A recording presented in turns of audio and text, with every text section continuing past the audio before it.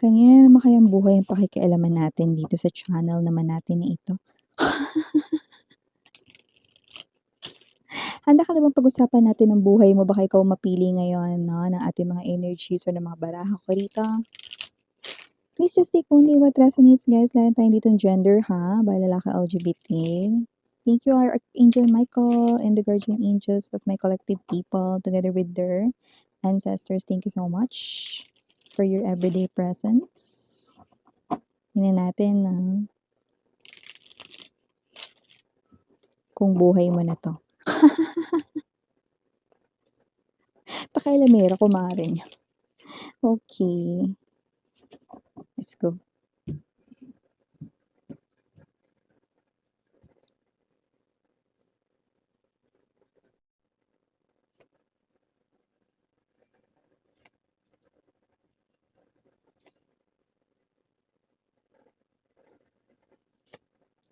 Aigo. Ano na naman 'tong ginawa mo rito, B? Yan, oh.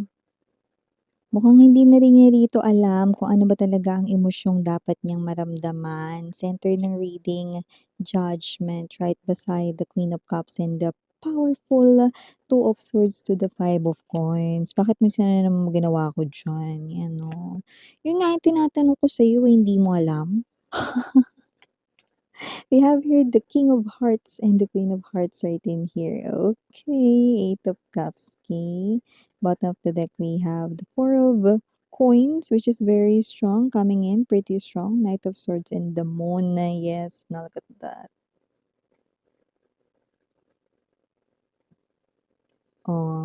Okay. Kung sino man 'tong energy na 'to, hindi na rin niya rito naiintindihan ano ba ang kanyang emosyong dapat maramdaman. I'm getting the word tukso 'no. Pilit ka na nga niya ritong nilalayuan, pilit na rin niya ritong nilalabanan 'no, pero siya'y natutokso pa rin sa'yo. Yun oh, ano bang meron sa'yo? Bakit parang, hulog na hulog ang kanyang loob dito? Don't get this wrong, maaaring may energy rito na new person ito for you guys 'no, yung iba naman puwedeng ex-lover niyo ito, just take only what resonates. Pero kung sino man siya, hindi niya rito mapigilan ang kanya ritong sarili 'no, konti na lang bibigay na naman siya sa'yo. Ayan oh, sa mga yeah, I'm getting that song 'no, sa isang sulyap mo, ano, ay 'no, sa isang sulyap mo, okey, napaibig mo siya. Ayan 'no, kung sino man 'tong energy na 'to, na new lover ni ito, new person, okey. Iniiwasan ka niya kasi nakikita ko rito 'no, that this person here 'no ay, parang hindi pa siya dito as in ready for love, okey. Parang niya rito yung time na ready na siya rito 'no, mag-confess sa'yo ng emotions and feelings 'no, pero parang hindi pa ito yung time, pero parang napu-push siya rito, natutokso siya rito 'no, na mag-confess na sa'yo rito na maaga kahit hindi pa siya gano'n ka-prepare. Dahil sa mga, ngiti mo rito 'no, na nakikita kong hindi mo naman diretsong ibinibigay sa kanya, pero pagkausap mo siya nakikita ko rito natutulala siya 'no, yung parang, siya ito na energy na may sinasabi ka tapos 'pag tinanong mo siya hindi niya naintindihan or hindi kayo nasundan, eh, paano?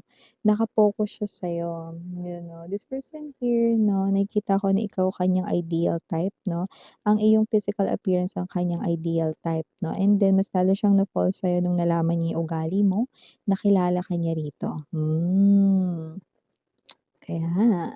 At kung ito naman yung energy ng past lover mo, iniiwasan ka na nga niya rito, eh, kasi may bago na raw siya sa buhay niya, pero natutokso pa rin kaya. Napaibig ako. Ayan oh, puwede bang lubayan mo na daw siya, Two of Swords energy, Judgment right in here 'no, this is a big decision here 'no, na parang, dahil dito maaari siya rito, okay, na ma-force ng kanyang emotions and feelings mabuhay muli 'no, lalo na dati kayo ritong King and Queen of Hearts, dati kayong may relationship 'no, hanggang sa naghiwalay kayong dalawa, ano man yung nangyari na 'yan. Pero parang natutokso siya ritong muli sa'yo 'no, at parang gusto niya ritong iwanan kung sino yung bago. At kung ito naman ay new person 'no, natutokso siya rito sa'yo 'no, hindi pa siya handa pero maaaring hindi niya dito mapigilan, okey, na sa tuwing nakikita ka niya 'no, parang gusto niya rito na magkaroon na ng koneksyon agad-agad 'no, in love sa inyong dalawa. Oh, tingin tingin nga kumare, ang ganda talaga ng kumare ko or kumpare. Wala tayo ditong gender, bago natin pag-usapan ito mabuti muna natin everybody. Hi and hello there everyone, my name is Yan. Welcome new subscribers. Returning is buyers, thank you so much.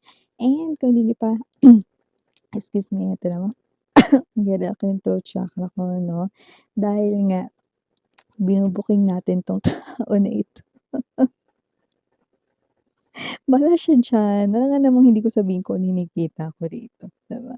Sino mo tong energy na to na yan, no? Ayaw niyo magsalita, di ang kumare nyo, no, na si Yana Onni or Yana Nuna Nino ano ang magsasalita here for this guy or this woman here, okay? So, just take only what resonates LGBTQs. Of course, welcome din kayo. So, let me clear my throat first. This person here ay nakikita ko dito, no, na meron ditong gusto sa inyo. By the way, timeless tayo ha, pwede nangyari na sa iba nagsisimula na mangyari, which is yes, high chance. Sa iba ay mangyayari pa lang, okay? Just take only what resonates. But here, you used to be lovers if this is your ex-lover. This person here ay nakikita ko rito na ang person rito na parang muli ritong nabubuhay, hindi lang ang katawang lupa niya rito, no, kundi ang kanyang damdamin for you. Pero may bago na. May nililigawan siyang bago or may kakonek siya rito, no, na iba. Like, let's say, just take only what resonates, no, yun ang situation niya ngayon. Pero pilit niya mang iniiwasan ka.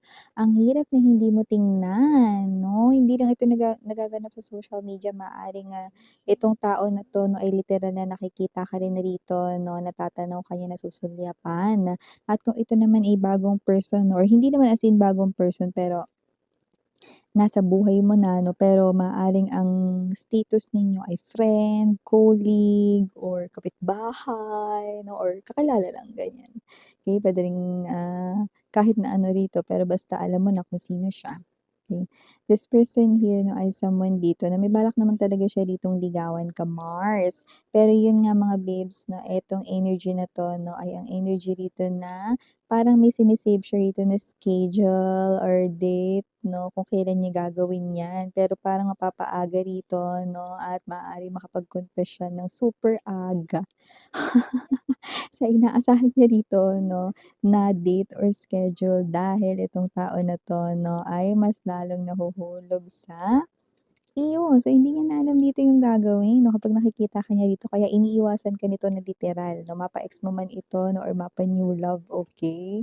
Kasi ito yung mga dahilan nila 'no, two separate na mga dahilan 'no, dahil nakita ko rito 'no, na yung energy at ang nakakaloka yung iba sa inyo, ito talaga yung senaryo ninyo dalawa B 'no, ibig sabihin may new person na gusto magtapat sa'yo rito, meron rin naman dito 'no, na new love 'no, na gustong iwanan yung isa.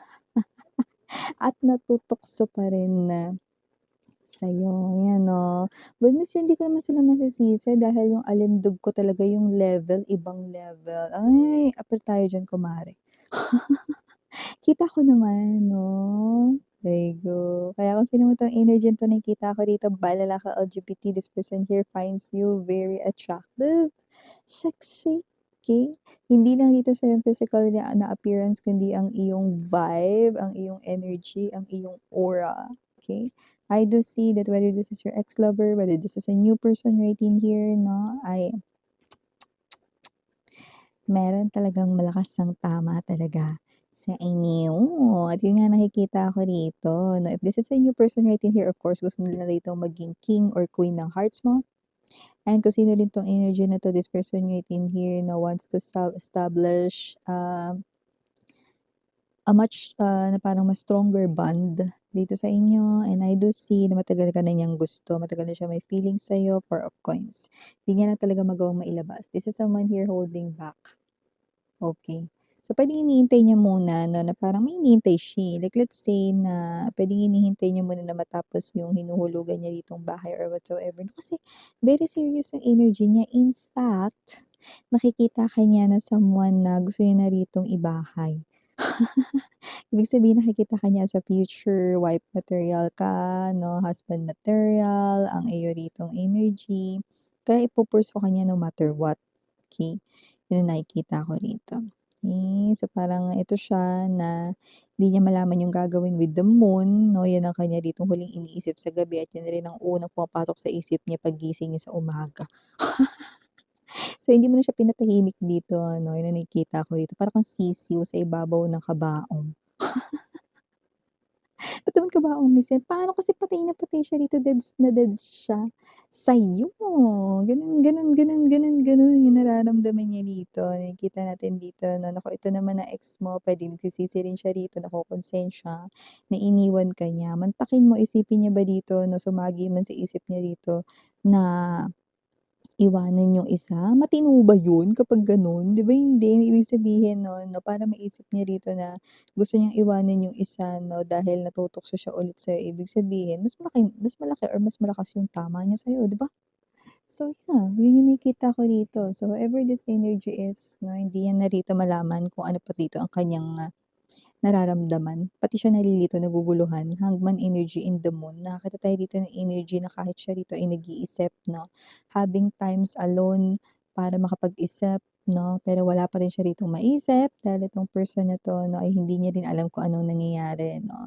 Hindi naman niya magawang itanong ito sa'yo dahil una sa lahat kung ito ay new person, wala ka pang alam sa nararamdaman niya sa'yo. Iba maaaring may clue na kayo pero hindi pa kayo sure, ayaw niya naman mag-assume kaya eto siya 'no na hindi niya magawang tanong sa'yo yan ng diretso at mas lalo kung ex mo ito, mas lalong hindi niya yan kayang itanong sa'yo dahil baka alam niyang matampal mo siya. What the 'di ba? So, ever this energy is I do see that this person here na ay talagang natutukso rito sa'yo, that's undeniable right in here, hindi natin madi-deny yun 'no, and this person here. Kahit gaano pa kataas 'no, tignan mo yung bakod dito, ang baba-baba, okey. Kahit sa luksong tinik kaya ko yang talunin, eh, ng nakapikit, eh. Kahit gawin pa yan yung ano, eh, sa pandango sa ilaw or tinikling, eh, kayang-kaya kong tumalon yung pandango sa ilaw. Ayun, oh, 'di ba? So, kung sino 'tong energy na ito, naglalagay na lang ng boundaries dito, yung mababa pa. So, ibig sabihin, hindi niya rito kayang ma-resist ang iyong charm, kaya siya rito natutokso pa rin sa'yo 'no. Wala talagang magagawang pag-iwas-iwas na ganyan 'no. Alam mo nga mga babes, naalala ko yung mga kalaro ko dati sa patintero, okey? Alam mo, kilabot ako ng patintero. Wala talagang nakakadaan, nakakalusot 'no kapagka ako yung bantay dun, you know. So, whatever the case may be, hindi siya makakalusot dito sa atin 'no, mga mare or pare dahil ito tunay niya nararamdaman dito. Alam mo mahilig siyang mag-deny pero yung nilalaman ng puso't damdamin niya maraming ganyan, 'no, dini-deny rito, "Hindi kita gusto, wala akong gusto sa'yo, bahala ka diyan." 'No, pero deep inside nalulungkot, nagseselos 'no, 'di ba? Graduate na diyan 'no, ang kumare ninyo, alam ko na 'yan. Kaya itong person na 'to yung mga galawan niya dito sa inyo, ganyan-ganyan yung mga galawan niya rito sa inyo. Yan ang energy ng tuksong-tukso sa'yo, nabubulol. Dahil meron pa rin siya ritong gusto sa'yo. Okay. Initials na tayo dito, we have here capital letter N, capital letter P, capital letter L, capital letter G, capital letter J, and capital letter D as in dog. We also have here, para sa small letters naman, we have O, R, E, N, T, C, P, D as in dog. And last but not least, we have E for maaring more than one daw ito, pero maaring hindi maging tatlo. Okay, so ito yung mga mensahe nakuha ko dito para sa person na ito in this reading for you guys. Again, I'm Mariana, any for the girls and Yana din for the boys. I'm gonna leave this message here for you guys, no? It's your decision to make. Bala kayo dyan. Buhay nyo yan. Love life nyo yan. Bala kayo. Thank you so much. Annyeong.